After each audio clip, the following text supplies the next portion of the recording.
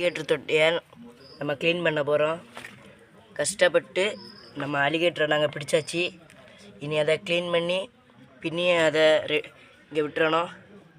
நம்ம அலிகேட்டர் இப்போ ஒரு டப்பில் கிடக்கு. இங்கே பாருங்கள், நம்ம அலிகேட்டர் டப்பில் இப்போ கிடக்குது. நல்ல சைஸு, பிடிச்சிக்கே ஒரு பாடாக இருந்து. இந்த டப்புக்கு சைஸ் அது இருக்குது, ஃபுல் சைஸு. இப்போது கஷ்டப்பட்டு இதிலே கிடக்கு. நம்ம இனி க்ளீன் பண்ணலாம். இது நம்ம இப்போ தண்ணி இறைச்ச போகிறோம். இது நம்ம தண்ணி இறைச்சிட்டு இந்த தொட்டியை பார்க்கலாம். தண்ணி இறைச்சிட்ருக்கோமா நல்லா லேட்டாகவும் உங்களுக்கு போர் அடித்தோம், அதனால் கொஞ்சம் ஸ்பீடாக்கிறேன். ஃப்ரெண்ட்ஸ், இப்போ எவ்வளோ கிளியராக இருக்குது.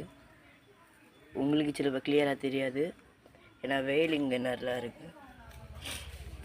ஆனாலும் கிளியராக இருக்குது வீடியோ.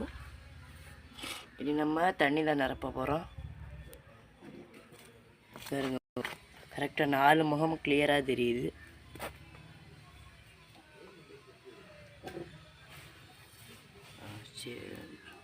நினச்சிட்ருக்கோம்.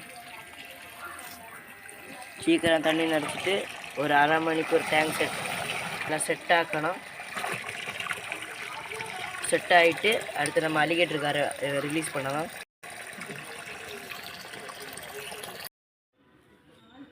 கழுவுனது நல்லா இருக்குது, அதுக்கும் நல்லா பிடிச்சிருக்குன்னு தோணுது.